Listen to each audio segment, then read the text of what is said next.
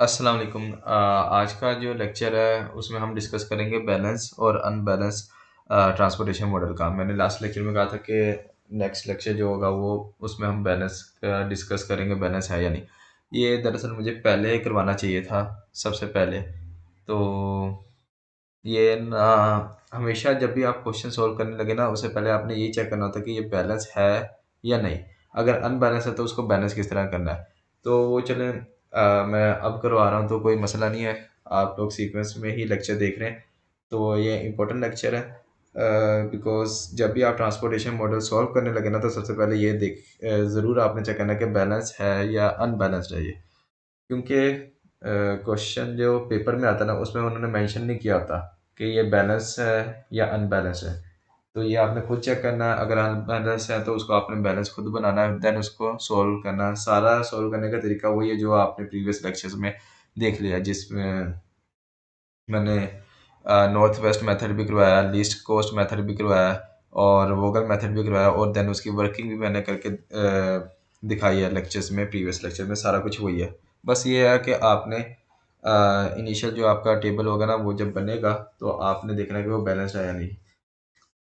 क्योंकि अब लाइक ये क्वेश्चन हम कर रहे हैं 5.24। इसने कहा कि ट्रांसपोर्टेशन आपको प्रॉब्लम दी हुई है टेबल में, ये है रहा टेबल जो प्रॉब्लम हमें गिवन है। दरअसल हमने जो क्वेश्चंस किए थे उसके अंदर हमने खुद ट्रांसपोर्टेशन प्रॉब्लम टेबल किस तरीके से बनता है, जो कि मैंने सबसे पहले लेक्चर में लगाया था नॉर्थ वेस्ट वाले चैप्टर 5 का जो पहला लेक्चर था, नॉर्थ वेस्ट कॉर्नर वाला। उसके अंदर मैंने बेसिक्स आपकी डेवलप की थी कि किस तरीके से हमने टेबल बनाना है। इसके अंदर आपको टेबल बना हुआ दे दिया। अब आपने क्या करना है कि उसने कहा the total demand exceeds the total supply, उसने बता भी दिया वैसे, लेकिन अगर ये ना हो तो आपने किस तरीके से चेक करना है। सप्लाई हमेशा हमारी होती है रोज में और डिमांड्स हमारे पास होते हैं कॉलम्स में। तो ये मेरे पास मैंने अपने नोट्स बनाए हुए हैं। तो पहले यहाँ से समझाता हूँ एक पहले कि बैलेंस्ड ट्रांसपोर्टेशन मॉडल कौन सा होता है कि जिसकी सप्लाई और डिमांड्स दोनों बराबर हों। यानी कि ये देखें, ये हमारे पास सप्लाईज हैं 10, 80, 15 और ये डिमांड्स है 75, 20, 50। यानी कि इन तीनों का सम करें और इन तीनों का सम करें, वो इक्वल आना चाहिए। जब इक्वल होंगे तो इसका मतलब बैलेंस्ड प्रॉब्लम है। तो आप सिंपल उसी तरीके से सॉल्व कर सकते हैं जिस तरीके से मैंने प्रीवियस लेक्चर्स में करवाया और जो भी मेथड उसने क्वेश्चन पूछा हो। अब मसला तब आता है, अनबैलेंस कब होता है कि भाईजान जब इन तीनों का सम करें, यानी कि ये हमारी डिमांड्स है और ये सप्लाई है, इनका सम किया दोनों बराबर नहीं है। अब लाइक इसमें 10, 80, 15 तो ये बनता है 105, और जब इसका सम करते हैं तो 75, 20, 50 तो ये बन रहा है 145। अब देखें, हमारे पास है डिमांड्स 145 और सप्लाई है हमारे पास 105। यहाँ से ही पता चल रहा है कि भाईजान आपका जो क्वेश्चन है ना वो बैलेंस्ड नहीं है। ये दोनों इक्वल टू, दोनों बराबर आने चाहिए थे। Sum of supply equal to sum of demands. अगर इक्वल टू नहीं है तो इसका मतलब मसला है, जो हमें क्वेश्चन दिया गया हुआ है वो अनबैलेंस्ड है। इसको हम बैलेंस्ड बनाएंगे, देन इसके बाद इसको सॉल्व करेंगे। अब बैलेंस किस तरीके से बनाते हैं वो देखते हैं। यहाँ पे बताया कि फॉर अनबैलेंस मॉडल, अगर फर्स्ट करेंगे हमारे पास सप्लाई यानी कि ज़्यादा है और डिमांड्स कम है, यानी कि सम ऑफ सप्लाई, ये ए जो है ना ये सप्लाई को रिप्रेजेंट कर रहा है और ये जो बी है ये डिमांड्स को रिप्रेजेंट कर रहा है। ठीक है, इसका मतलब ये है कि भाईजान अगर हमारी डिमांड्स सप्लाई से कम है, या आप ये भी कर सकते हैं कि अगर हमारी सप्लाई ज़्यादा होगी डिमांड से, डिमांड्स कम है, तो आपने क्या करना है, ऐड करना है ऐड डमी डेस्टिनेशन। डेस्टिनेशन क्या होता है, मतलब आप ये देखें कि हमारी सप्लाई होती है रोज़ में और डिमांड्स होती है कॉलम में। यानी कि डिमांड्स हमारी कम है और सप्लाई ज़्यादा है, यानी कि ये सम ज़्यादा है और ये वाला सम कम है। लाइक ये देखें, तो यहाँ पे 15, 20, 30 करें तो ये बनता है 50, 65 और यहाँ पे 10, 10, 10, 10, 40। ठीक है, अब देखें 40 और 65, 25 का डिफरेंस आ रहा है। ये वाला ना, ये वाला जो कॉलम है ये आपने इग्नोर कर देना, ये मैंने बाद में ऐड किया हुआ, वही आपको बता रहा हूँ कि क्या करना है। कि जब इस तरीके से मसला आ जाए, यानी कि ये वाला कॉलम इग्नोर करें और ये वाली वैल्यूज कंप्यूट करें, इनका सम करें और ये वाली चार्ज वैल्यू का सम करें, तो आपको क्लियर डिफरेंस पता लग जाएगा भैया इन अनबैलेंस है हमारा प्रॉब्लम। ट्रांसपोर्टेशन मॉडल जो है ना वो अनबैलेंस है।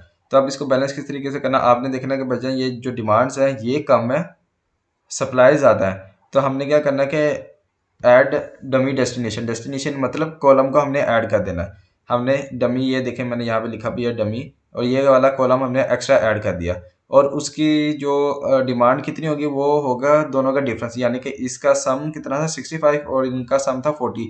65 माइनस 40 करेंगे तो हमारे पास 25 आ रहा था, वो 25 हमने लिखेंगे यहाँ पे, लिखेंगे वही चीज़ यहाँ पे मेंशन की है कि इसकी जो डिमांड्स होंगी ना, क्योंकि कॉलम ज़्यादा हुआ है, एक डेस्टिनेशन ज़्यादा हुई है, तो यानी कि डिमांड ज़्यादा हुई है, तो वो कितने ना उसकी डिमांड होगी, वो होगा sum of supplies minus sum of demands, तो वो थी 25, तो यहाँ पे लिख दिया। और बाय डिफ़ॉल्ट क्या होता है कि बाय डिफ़ॉल्ट जो डमी के अंदर कॉस्ट होती है ना, वो हम 000 लिखते हैं हर सेल में बाय डिफ़ॉल्ट, वही यहाँ पे लिखे हुए बाय डिफ़ॉल्ट का वर्ड यहाँ पे लिखना मैं भूल गया। बाय डिफ़ॉल्ट जो हमारे पास कॉस्ट होती है ना, जो हमने डमी कॉलम ऐड किया या डमी रो ऐड करेंगे, तो उसकी जो कॉस्ट होती है वो ज़ीरो होती है।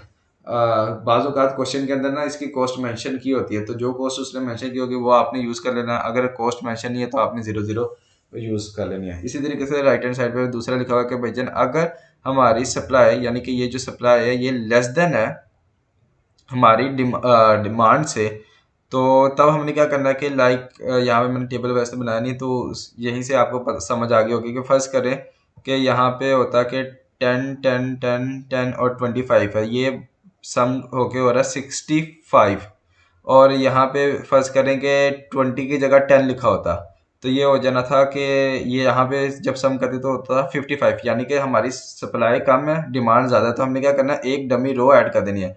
तो यहाँ पे एक डमी रो ऐड करेंगे जिसकी जो सप्लाई होगी वो क्या होगा 10, क्योंकि 65 माइनस 55 किया 10 आ जाएगा, और उसके जो कॉस्ट होगी वो 0 हो जाएगी। तो ये उम्मीद है कि आपको समझ आ गया होगा दोनों केसेस। तो अब स्टार्ट करते हैं क्वेश्चन नंबर 24 जो एक्सरसाइज का था।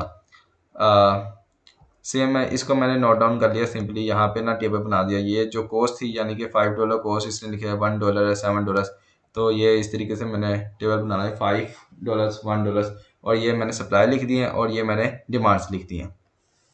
अब मैंने क्या किया, इसका सम किया तो 105 आया, ये यहाँ पे लिखा है। इसका सम किया तो 145 है, दोनों सम बराबर नहीं है, डिफरेंस है दोनों में, इसका मतलब अनबैलेंस है। अब हमने देखना है कि भैया हमारी, मैंने देखा कि हमारी जो डिमांड्स है ना वो ज़्यादा है और हमारी सप्लाई कम है, यानी कि सप्लाई कम है, तो हमने क्या करना था, जब सप्लाई कम हो तो हम, मैंने आपको अभी बताया कि हमने ऐड डमी सोर्स करना था, यानी कि रो को ऐड करना है, यानी कि जिसमें कमी है ना, लाइक ये देखें रोज में कमी आ रही है, रोज के सम ले रहे हैं वो कम है, तो आपने एक और रो ऐड कर देनी है, सिंपल वर्ड में ये याद रखना है। इसी तरीके अगर आप कॉलम का सम लें, ये जो है अगर फर्ज करें ये इस सम से कम आता है, तो आपको पता है कि कॉलम्स वाला सम जो है हमारी डिमांड से वो कम है, तो आपने यहाँ पे एक डमी कॉलम ऐड कर देना है। सिंपल वर्ड्स में ना, आसान लफ्जों में ये चीज़ आप याद रखें।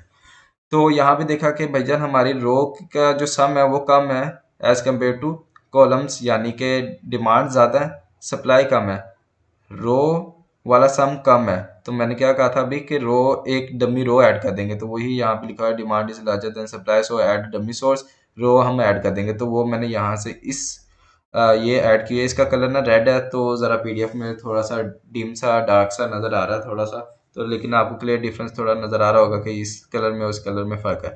तो ये मैंने डमी रो ऐड कर दिया, और मैंने इसको आपको बताया था कि इसकी जो सप्लाई या डिमांड जो भी है, ये अब देखें सप्लाई है ना, तो सप्लाई क्या होगी, इन दोनों का डिफरेंस होगा 145 माइनस 105, तो हमारे पास 40 आ रहा है, एब्सोल्यूट वैल्यू लेनी होती है 40, तो 40 हमने यहाँ पे लिख दिया। अब मैंने कहा था कि भाईजान बाय डिफॉल्ट आपकी जो कॉस्ट होती है वो होती है 0, लेकिन यहाँ पे 253 किस तरीके से है, अगर आप क्वेश्चन पढ़े ना, क्वेश्चन के अंदर उसने कहा हुआ था, उसने कहा हुआ कि suppose that the penalty cost per unit of unsatisfied demand, यानी कि जो हमने डमी रो ऐड की है उसको उसने अनसेटिस्फाइड कहा कि जो कि पूरी नहीं हो रही थी, उसकी जो कॉस्ट होगी ना वो है $2 $5 एंड $3 फॉर डेस्टिनेशन 1 2 3 रिस्पेक्टिवली।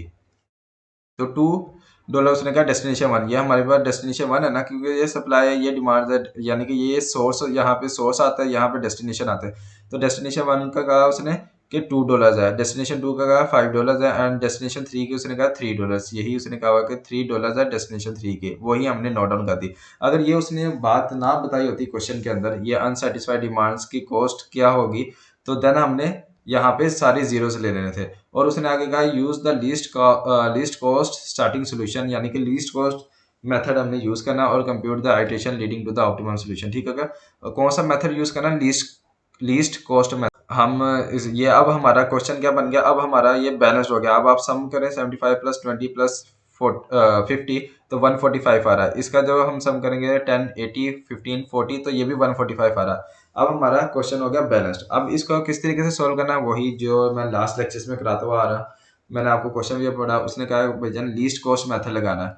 आपने क्या करना है, इसको फिल किस तरीके से करना है, लीस्ट कॉस्ट मेथड से फिल करना है, और देन आपने उसी तरीके से वर्किंग वाला लेक्चर एक मैंने अलग से करवाया था, वही आपने वर्किंग करनी है और ये सारा कंप्लीट कर लेना है। बस ये लेक्चर था। वैसे मैं आपको करके भी दिखा देता हूँ। लीस्ट कॉस्ट क्या होता था कि वजन पूरे अनक्रॉस और अनफिल्ड सेल्स में से जो सबसे कम कॉस्ट है उसको आपने पकड़ना है। 1 है तो ये 1 में आपने देखना होता था कि वजन इसके रो में देखना है कि सप्लाई कितनी है 10 और डिमांड कितनी है, इसके कॉलम में 20। दोनों का मिनिमम हमने यहाँ पे मिनिमम वैल्यू यहाँ पे पुट करनी थी, दोनों को माइनस करना। तो इस तरीके से जिन्हें नहीं समझ आया वो लीस्ट कॉस्ट मेथड वाला लेक्चर देखें, लेकिन उससे पहले वो लाजमी देख लें कि खैर आप लीस्ट कॉस्ट मेथड वाला लेक्चर देख लें तो वो समझ आ जाएगी। लेकिन मैं फिर भी प्रेफर करूँगा कि आप नॉर्थ वेस्ट लेक्चर मेथड वाले लेक्चर से स्टार्ट हो लाइन बाय लाइन। पहले वो देखें क्योंकि उसके अंदर मैंने बेसिक डेवलप किया, फिर नॉर्थ वेस्ट कॉर्नर भी मैंने उसी में समझाया। देन उसके बाद आप लीस्ट कॉस्ट वाला देखें, देन आप वोगल देख लें। तो अगर नहीं देख सकते, टाइम नहीं है, तो आप यहाँ से डायरेक्ट लीस्ट कॉस्ट मेथड वाला लेक्चर देख लें तो आपको समझ आ जाएगी। तो वो लीस्ट कॉस्ट लगाने के बाद ये सारा टेबल आ गया, फिल कर लिया, और देन उसके बाद वही कंप्यूटेशन हमने मेथड ऑफ जो क्या कहते थे हम, अ, अ, मेरे अभी ज़हन में नहीं आ रहा क्या नाम यूज़ करते थे उसके लिए। Method of multipliers, method of multipliers के ज़रिए हम इसको आगे सॉल्व कर लेंगे। जिन्होंने ये मेथड ऑफ मल्टीप्लायर्स वगैरह समझ नहीं आ रही मैं क्या कह रहा हूँ, वो मेरा वर्किंग वाला लेक्चर देखें जिसके अंदर मैंने वर्किंग कराई हुई है। तो उसके अंदर ये सारा बाकी वही सारा कुछ हुआ हुआ है। बस ये था छोटा सा क्यूट सा लेक्चर। इसमें बस मैंने यही समझाना था कि आपको अगर अनबैलेंस क्वेश्चन दिया हो, यानी कि अनबैलेंस ट्रांसपोर्टेशन प्रॉब्लम हो, तो आपने उसको बैलेंस्ड प्रॉब्लम में किस तरीके से कन्वर्ट करना है। बाकी इसकी सारी वर्किंग वगैरह मैं प्रीवियस लेक्चर्स में करवा चुका हूँ। तो अब आपसे नेक्स्ट लेक्चर में मुलाकात होगी, तब तक के लिए अल्लाह हाफिज़, अपना ध्यान रखिएगा। Bye bye.